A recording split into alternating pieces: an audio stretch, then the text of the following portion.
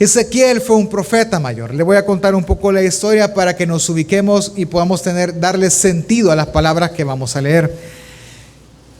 Todos los profetas, o la gran mayoría de ellos, tanto menores como mayores, son escritos en el contexto del exilio babilónico, es decir, de la invasión a Babilonia, por parte de Babilonia a Jerusalén, cuando fue destruido todo. Pero Babilonia invadió Jerusalén más de una vez, y en la última vez es que destruye toda la ciudad. Pero en esas primeras veces ellos empezaron a tomar, por así decirlo, para entenderlo, prisioneros, y los sacaron de Jerusalén y los llevaron al exilio. A eso le llaman, esa justa palabra, el exilio babilónico, o la deportación de Jerusalén a Babilonia. Entonces, los primeros deportados a Babilonia o exiliados tenían un campo de concentración o un campo de refugiados, pero estaban ahí tranquilitos, y el rey Nabucodonosor les dio tierra para vivir y para que trabajaran para ellos. Ahora, esta parte de trabajar para ellos es remunerada, es decir, había cierto nivel de esclavitud, sí, pero ellos iban a poder hacer sus vidas en Babilonia. Uno de esos días, estando Ezequiel sentado, dice el capítulo 1, a la orilla del río donde vivían en Babilonia, él tuvo una visión. Y en la visión él miraba 4 seres vivientes. Imagínense un cuadrado, uno por cada esquina. Y las alas hacían como el perímetro. Las alas estaban así y hacían el cuadrado. Y cada uno de ellos estaba sobre una rueda. Sí, y explica cómo es la rueda. Y en medio de ellos está alguien sentado que tiene forma humana, al cual Daniel le llama el Hijo del Hombre. Esa imagen es como que si usted se imaginara un carro, ¿sí?, donde está llevando a alguien sentado en un trono. Esa misma imagen aparece en otros profetas la ven en el tabernáculo de reunión, en el templo, cuando sale del templo hacia Babilonia. En esa imagen lo que Dios le está haciendo ver a Ezequiel y Ezequiel a todos los exiliados es que a pesar de que ellos están en el centro, esto es bonito, a pesar de que están en el centro del problema, es decir, están en Babilonia, en la cuna de sus opresores, y están en el centro del huracán, Dios está con ellos. Y si Dios está con ellos es porque es su voluntad que ellos estén ahí. Y grábese esta frase todo el año: no importa si es difícil, si es complicada la situación, si es la voluntad de Dios, si usted está en el centro de la voluntad de Dios, no hay mejor lugar en el que pueda estar, por más difícil que sea, porque Dios estará ahí. Así que Ezequiel está demostrando al pueblo en el exilio que Dios está en medio de la situación difícil que están viviendo. Así que eso es consolador, como todos los profetas. Pero ahora esta visión trae un mensaje para Ezequiel, el cual él tiene que compartir con toda Jerusalén, con todos los exiliados y aún con los que están por ser exiliados en Jerusalén. Acompáñeme por favor. Ezequiel capítulo 2.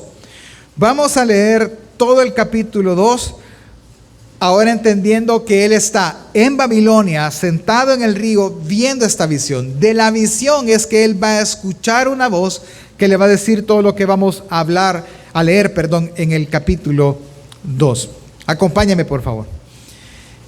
Esa voz me dijo: hijo de hombre, ponte en pie, que voy a hablarte. Mientras me hablaba el Espíritu, entró en mí, hizo que me pusiera de pie y pude oír al que me hablaba. Me dijo: hijo de hombre, te voy a enviar a los israelitas. Es una nación rebelde que se ha sublevado contra mí. Ellos y sus antepasados se han rebelado contra mí hasta el día de hoy. Te estoy enviando a un pueblo obstinado y terco, al que deberás advertirle, así dice el Señor Omnipotente. Tal vez te escuchen, tal vez no, pues son un pueblo rebelde, pero al menos sabrán que entre ellos hay un profeta. Versículo 6.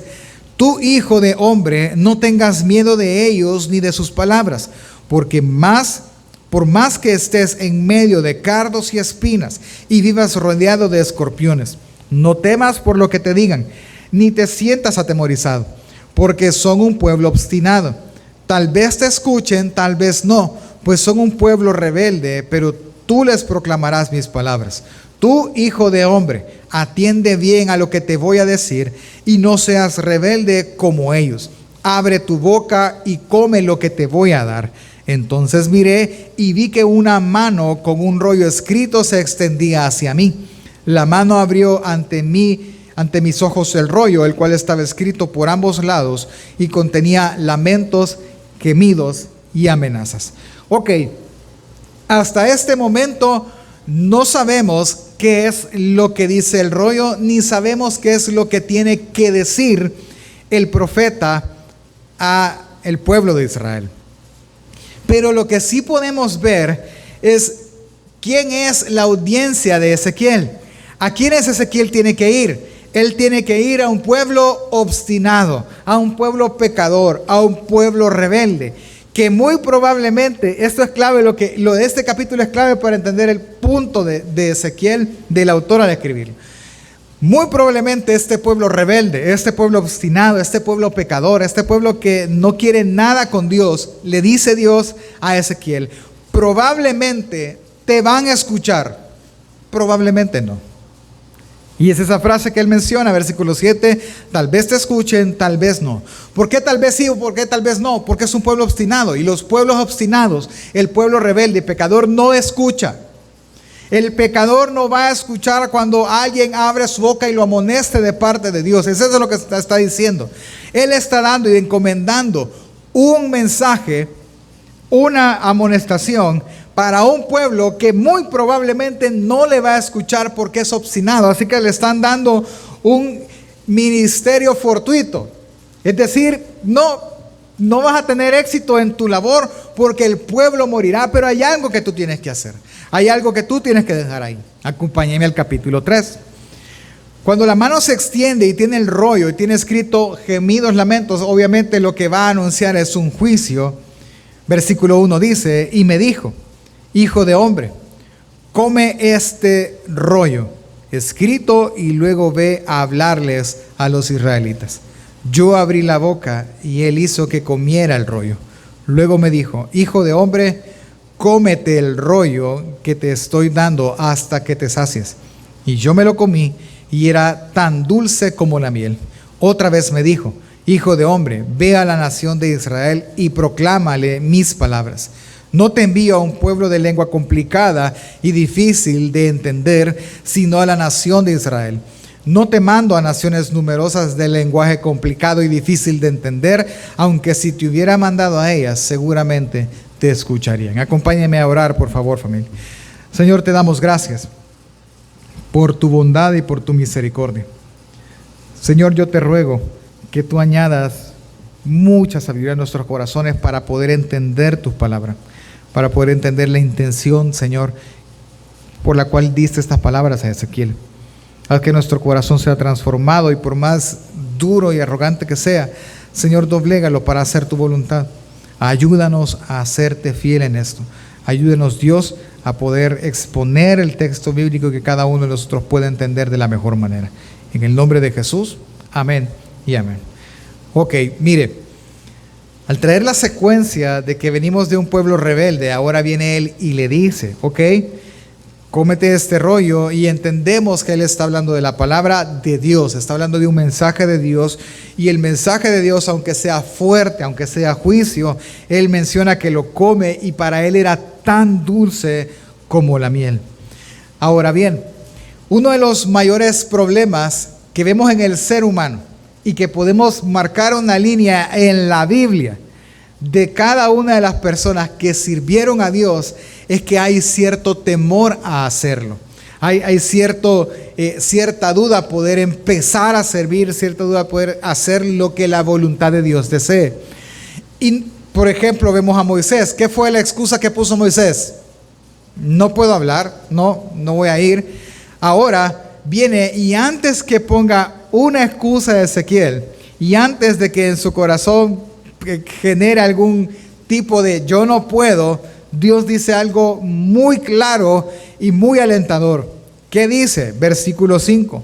No te envío a un pueblo de lenguaje complicado y difícil de entender, sino a la nación de Israel. Lo primero que le dice es que, no te estoy enviando a un pueblo que no vaya a entender tu hablar o que tú no entiendas el de ellos, porque primero es tu propio pueblo. Así que no es complicado. Puedes hablar, te van a entender. Ellos van a hablar, puedes escuchar, tú vas a entender. No hay problema, puedes hacerlo. Y número 2, no te mando a una nación numerosa, es decir, no es tan grande. Ahora no es todo el pueblo de Israel, ahora solo es la tribu de Judá que está en Jerusalén. Así que, en otras palabras, Ezequiel está oyendo esto.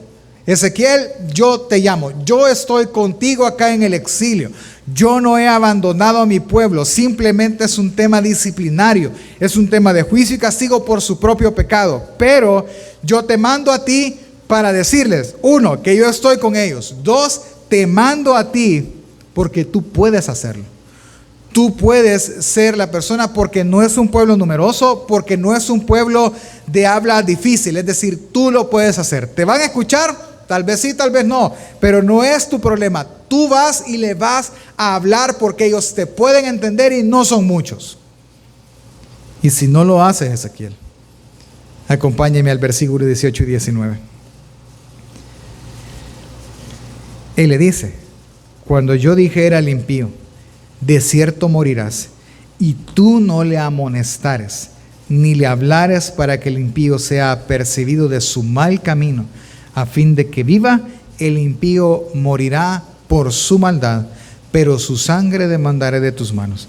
Pero si tú lo amonestares al impío, y él no se convierte de su impiedad, de su mal camino, él morirá por su maldad, pero tú habrás librado tu alma. Esta palabra es complicada, es o vas, no quiero ir, y si no voy, ¿qué pasa? Si tú no vas y ellos mueren, es tu culpa. Y si tú vas y les dices y ellos no mueren, tú habrás librado tu alma. Así que tranquilo. ¿Qué vas a hacer? Va a ir, porque la sangre de toda una nación está en las manos de él. Eso es lo que se le está diciendo. Prácticamente lo que el autor y lo que los están leyendo están entendiendo, y Ezequiel mismo, es que le manda a hacer algo primero que puede hacer. Segundo, que si no lo hace, se le será demandado por cada una de las personas que mueran. Esa es la misión. Esa es la misión que este profeta tiene. Pero al ver nosotros eso, yo sé, y debería de ser así, que cada uno de nosotros se debe de identificar con eso. Porque cada uno de nosotros, como parte de la iglesia, tiene este mismo mandato. Esto fue en el tiempo de los profetas, en la cultura, en el contexto de los profetas. Pero si nosotros seguimos la historia, viene Jesús, y al estar Jesús, Él empieza a hablar y a decir cosas, obviamente enseñar a sus discípulos, pero llega un momento en el punto de la enseñanza que Él les revela algo.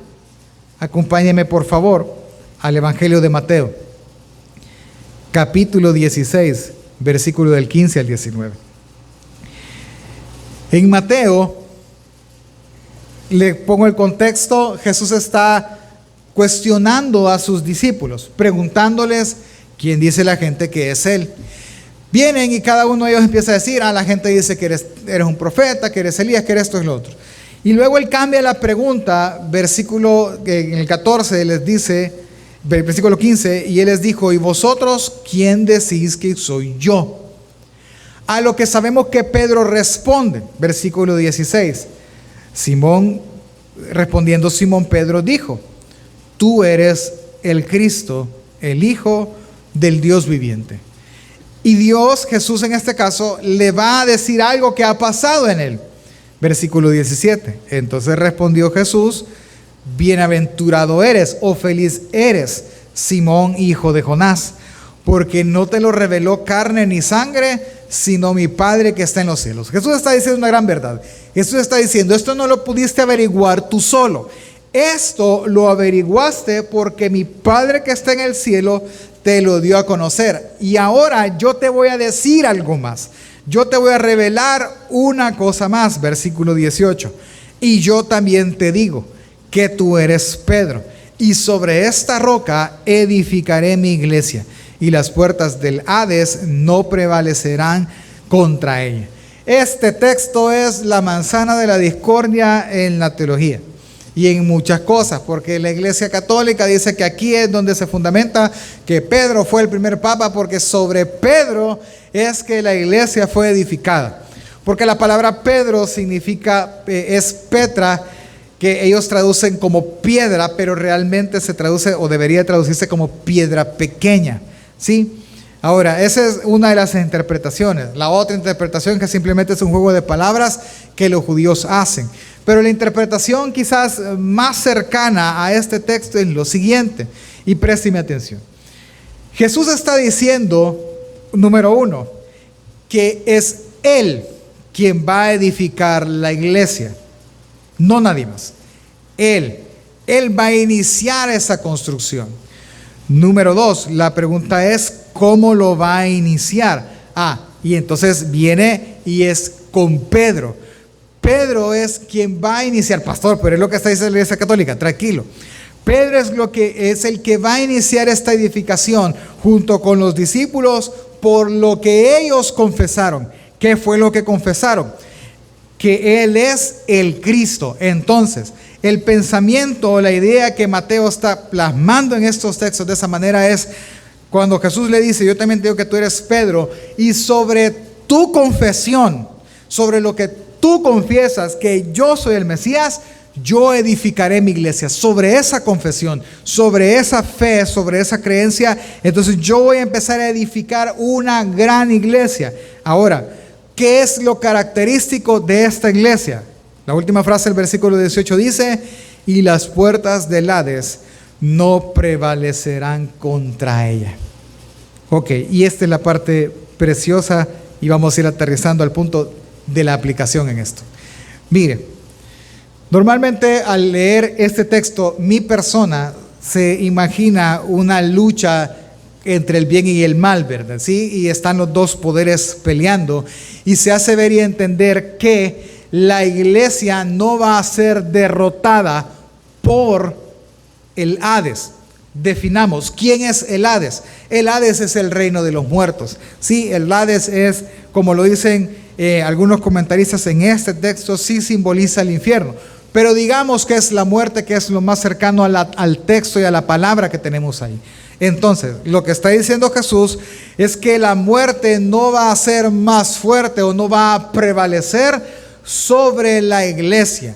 Hay dos cosas interesantes. Es la primera de dos veces que Jesús habla de la iglesia, y la otra vez lo va a hacer en el contexto de la disciplina dentro de la iglesia. Entonces, ¿qué es lo que está diciendo? Es que primero, la primera idea que solemos entender es que el Hades, que la iglesia prevalecerá siempre, siempre estará de pie. Pero no le perdamos el sentido más enfático a esto, y es que uno de las formas de entender las puertas es como el lugar de autoridad. Esa autoridad de la muerte no puede vencer a la iglesia. Pero otra forma de entenderlo dentro del contexto de una batalla es que la iglesia está frente a las puertas del Hades. Y cuando la iglesia ataque, el Hades vencerá al Hades, porque la iglesia prevalecerá, porque quien la edifica es más fuerte que la muerte misma. ¿Me doy a entender? Entonces esto es espectacular. ¿Por qué, pastor? Porque así como Ezequiel fue mandado a un pueblo rebelde, a un pueblo que tal vez escuchará, tal vez no, teniendo la habilidad de poder hablar, también la iglesia es mandada a hacer lo mismo. La iglesia es enviada a predicar. ¿Acaso no fue ese el mandato de Jesús? ¿Cuál fue el mandato de Jesús? Vayan y congréguense todos los domingos. Ese fue el mandato. ¿Cuál fue el mandato? Vayan y hagan discípulos a las naciones. A toda criatura, vayan a todos, no escojan a quien se les para enfrente. Vayan y hagan de él un discípulo.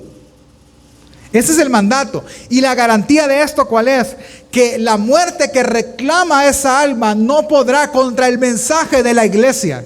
Esa es la idea en todo esto. Es decir, nosotros, al igual que Ezequiel, somos mandados a predicar el evangelio y a advertir al impío sobre la ira de Dios inminente en su vida. Pero nuestro mensaje será escuchado. Es lo que Jesús está diciendo. Vea la historia. Los 12 salen. Jesús muere, resucita, asciende al cielo. El Espíritu viene y empieza a hacer la obra en cada uno de ellos. Empiezan a predicar, se unen y primero son 120. Una iglesia como nosotros, pocos. Pero cuando el Espíritu es llegado o es enviado a ellos, ellos son llenos del Espíritu. En la primera predicación se unen 3,000, en la segunda predicación se unen 5,000 más. Es tan grande ahora la iglesia, capítulo 6 de Hechos, que lo que requieren ahora es de diáconos para servir las mesas. Y la iglesia empieza a caminar y empieza a extenderse. Viene Dios y llama a un apóstol más, que es el apóstol Pablo, y ahora la iglesia se extiende hasta los gentiles. Viene Pablo y en la porción, en el juramento de nuestros diáconos, él está estableciendo ancianos que gobiernen la iglesia en Mileto. Es que, familia, entendamos una cosa. Por pura misericordia y gracia de Dios, esta iglesia local se está apegando al modelo bíblico, que cuando se requiere ayuda para no descuidar el ministerio de la palabra, se ordenan diáconos. Pero la labor no termina ahí. La labor es hacer discípulos.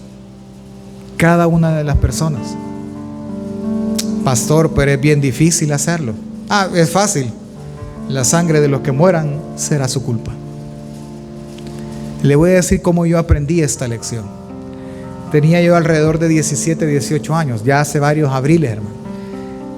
Y estábamos en el colegio. Estábamos en la formación del inicio del día.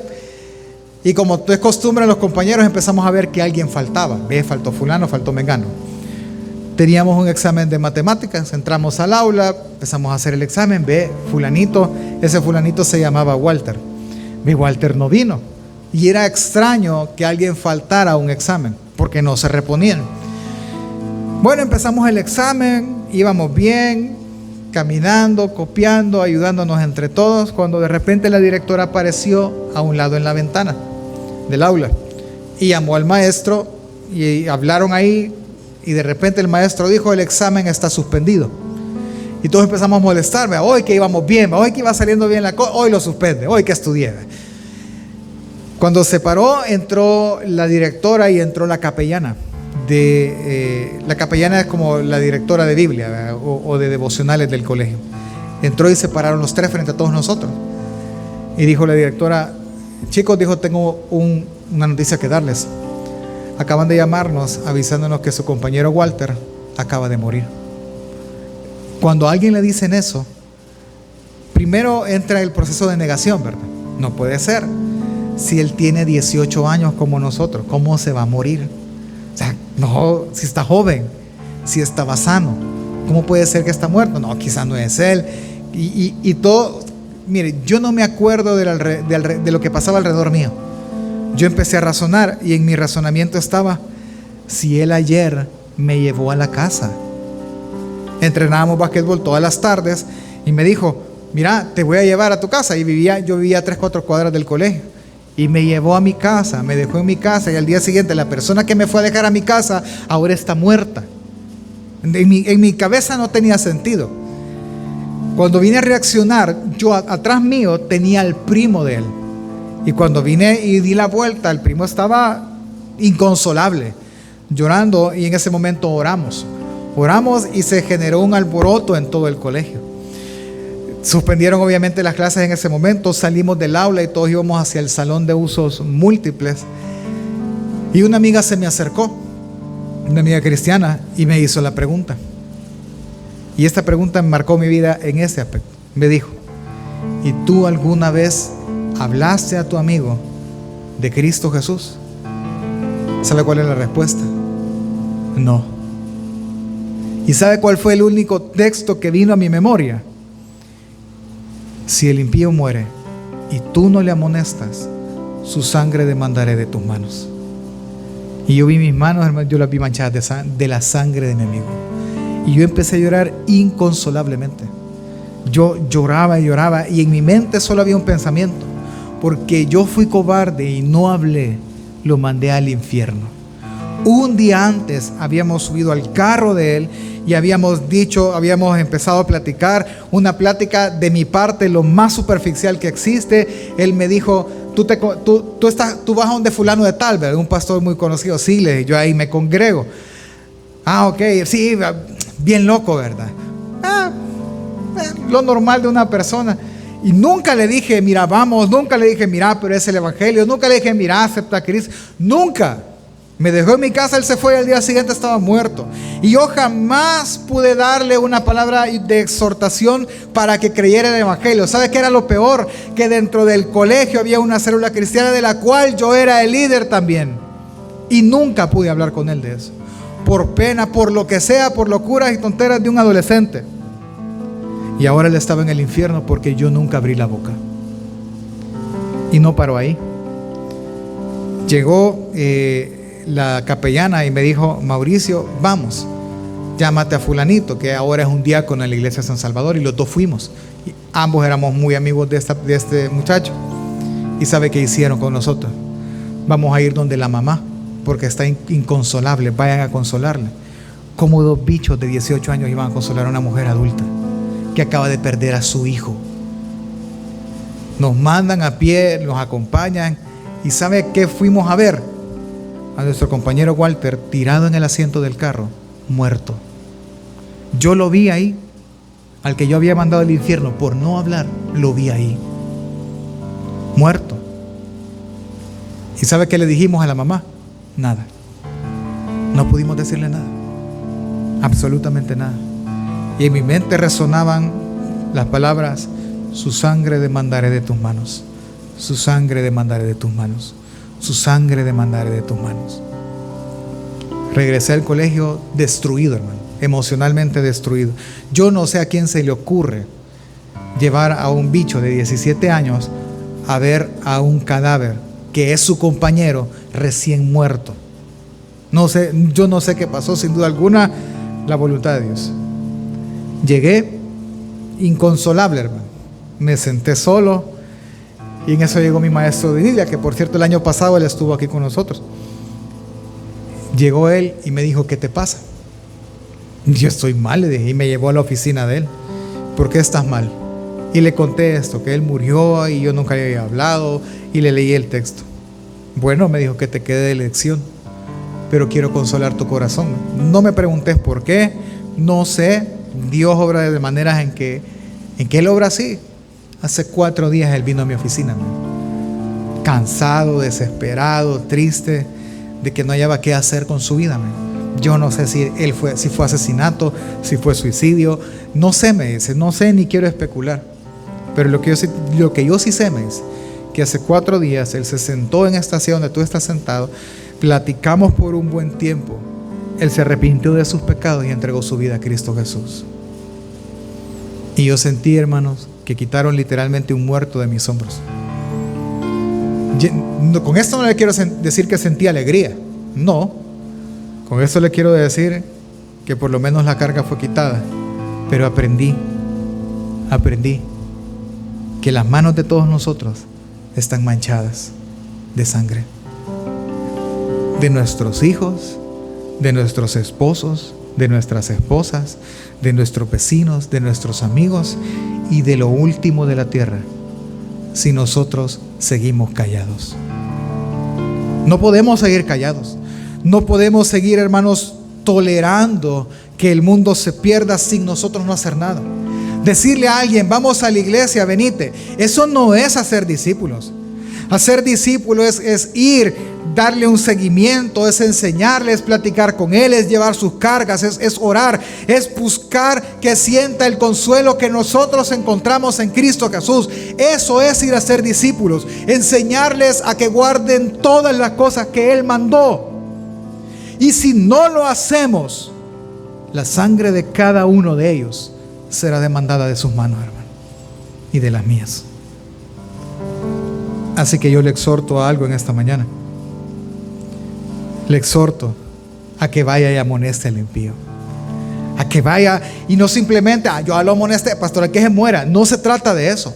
Se trata de perdonar cuantas veces Jesús pidió que perdonáramos. ¿Cuántas veces tenemos que perdonar? 70 veces 7. Vaya y búsquelo todo el tiempo. Cada vez que lo rechace, porque tal vez lo escuchará, tal vez no. Pero cada una de esas veces tú eres el indicado de ir y hablarle a Él. No soy yo, eres tú. Yo tengo los míos, tú tendrás los tuyos. Pero el punto de Ezequiel y lo que tenemos que aprender aún en palabras de Jesús es que la muerte es vencida por la iglesia. Así que vaya, hermano. Y cuando las puertas del Hades no se abran, vaya y ábralas en el nombre de Jesús. Y rescate a su familiar, rescate a su ser querido. ¿Por qué está tan seguro de que se van a abrir, si van a botarse las puertas, pastor? Porque Jesús las botó. Y es la forma más bonita de ver el Evangelio en esto. Es que Jesús ni siquiera fue llevado en contra de su voluntad al Hades. Él decidió ir. Y Él decidió levantarse botando las puertas y venciendo a la muerte misma. Y Él dijo ahora, vencida es la muerte. Pablo lo rectifica y dice, ¿dónde está, oh muerte, tu aguijón? Es que, hermanos, la muerte no nos puede arrebatar a aquel que ahora está perdido. La tarea de la iglesia y por la cual la iglesia existe es para ir y rescatar al que está perdido, como fue Jesús a buscarlo a usted y a mí, que estábamos también perdidos como ovejas que no teníamos pastor. Es que esa es nuestra obligación. Ese es nuestro deber ser mientras tengamos vida. Ir y hacer discípulos. Cada vez que usted esté parado frente a hijos, nietos, familiares, amigos, usted debe hacerse esta pregunta. Él se va a ir al infierno y yo no voy a hacer nada porque me da pena, porque no quiero que me rechace, por lo que sea. No puede ser. Jesús aguantó vituperios por cada uno de nosotros y de nosotros mismos. Y aún así nos buscó hasta que su gracia irresistible nos alcanzó a cada uno de nosotros y nos entregamos a Él. Así vayamos a buscar también al pecador. Pero esto, hermano, no es una tarea del miembro. Vea conmigo, por favor, Mateo capítulo 18. Dice... 16, versículo 18. Yo también te digo que tú eres Pedro, y sobre esta roca edificaré al miembro, dice.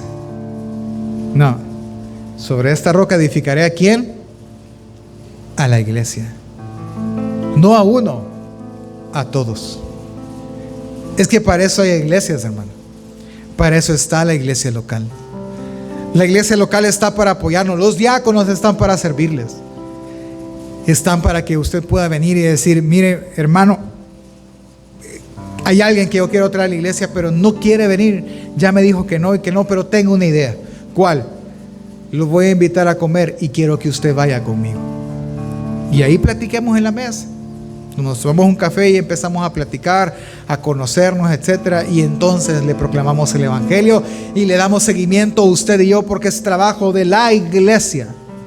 ¿Sabe que uno de los proyectos es justamente eso? Es montar una cena abajo, ir a traer personas indigentes, personas de muy escasos recursos que usted conozca, ponerlas en una mesa y predicarles evangelio. Pastor, van a venir por la comida, no nos importa. Lo que queremos es predicarles el evangelio y darles seguimiento. Si vienen 6 veces al año solo por comer, 6 veces al año vinemos y predicaremos el evangelio. Y si se arrepiente, gloria a Dios. Y si no se arrepiente, nosotros al predicarle habremos limpiado nuestras manos de la sangre del pecador. Hermano, es así de crítica la situación, así de difícil. Así que yo le invito a practicar lo siguiente. Primero, hacer lo primero que Dios le pidió a Ezequiel, el que coma la palabra. Entendemos que es un sentido figurado. No voy a arrancar el Salmo. Pastor, hoy me desayuné el Salmo 119, la hoja con miel. No, es venir y leer. Y no solo leer por leer, es leer y tratar de entender y darle el sentido correcto a la Biblia para que alimente mi ser y que sus palabras me sepan a miel. Y si usted no sabe cómo hacerlo, venga el martes al estudio bíblico. Y si no sabe cómo hacerlo, busque a un discipulador o a un diácono o a un director y le enseñarán y le guiarán. Búsqueme a mí y lo hacemos juntos. Pero debe de usted ya dejar de jugar a ser cristiano y de verdad lea su Biblia. Vaya y búsquela y cómasela y disfrute y deleítese. Tenga una meta. Hoy que es 9 de enero, ya pasaron 9 días, pero no importa. Tengo una meta. ¿Cuál? La voy a terminar de leer el 31 de diciembre. Yo tengo que estar leyendo Apocalipsis 22. Y voy a empezar ya. Pastor, ¿y cree que alcanzo de un capítulo al día? No, hermano. No. Si es que esto no es broma. Usted tiene que leer por lo menos. ¿Son cuántos libros? 66. Entre 12, alguien haga seguir la operación. A 3 al mes, más o menos. 3 por 2, 6, sí, por ahí. 5 y la mitad. Le hace 7 porque cuando llegue a Salmos es más largo. Habrá otros más chiquitos de un capítulo.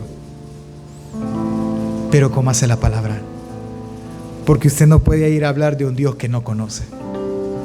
No puede ir a enseñarle al que está perdido a encontrar la luz si usted no sabe el camino.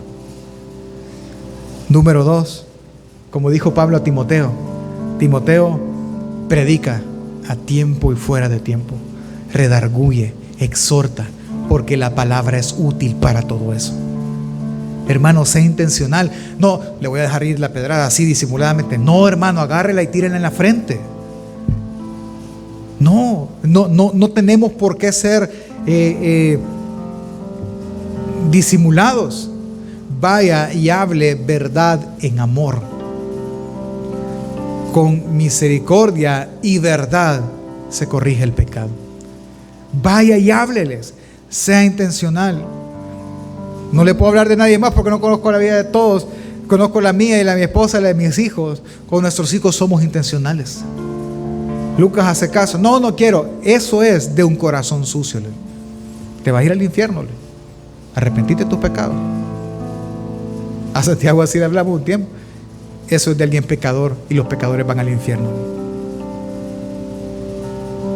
Nunca le pregunté, ¿querés ir al infierno? Porque la respuesta va a ser no.